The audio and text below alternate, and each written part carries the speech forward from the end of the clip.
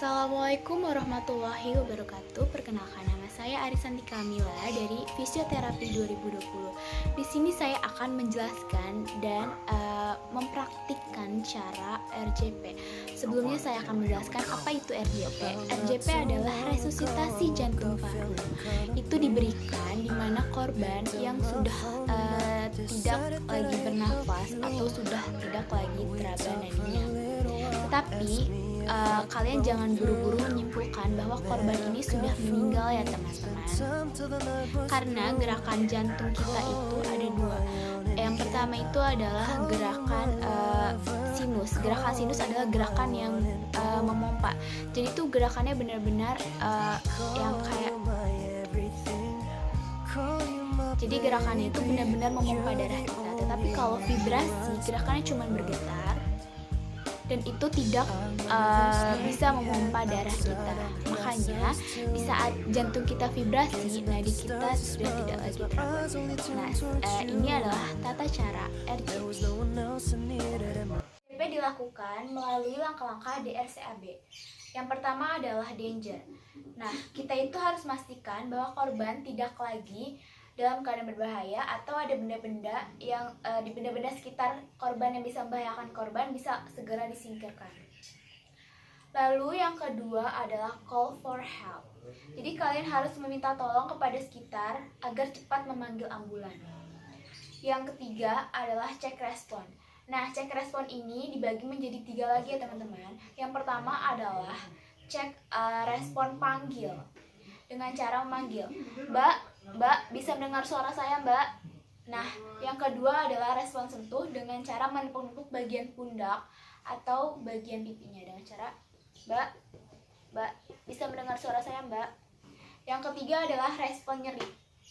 Respon nyeri bisa dilakukan dengan cara sedikit mencubit bagian ujung jarinya.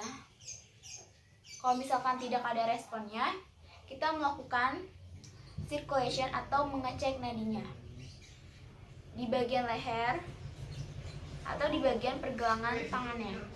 Yang kelima adalah airway dengan cara mengecek saluran pernafasannya, apakah ada yang menyumbat bagian jalan pernafasan si korban.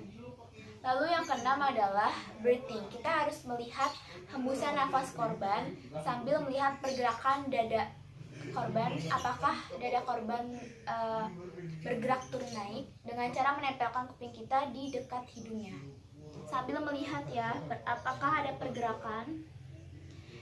Jika tidak, kita melakukan RJP. RJP dilakukan dengan perbandingan 3:2, 3 kali kompresi dan 2 kali ventilasi. RJP pada dewasa ini dilakukan dengan kedalaman 5 sampai dengan 6 cm dekat jantung.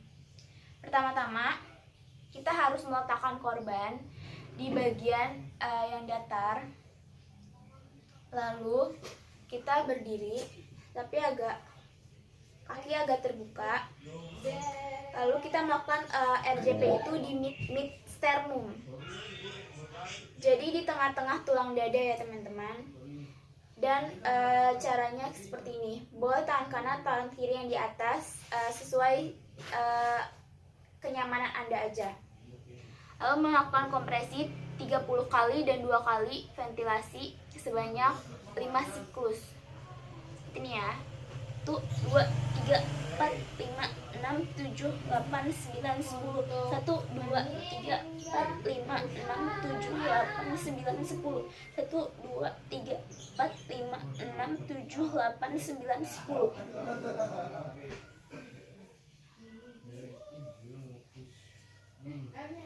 Itu dilakukan selama 5 siklus. Lalu kalian evaluasi apakah nadinya sudah teraba atau tidak. Jika belum dan ambulannya belum datang juga, kalian melakukan RJP kembali.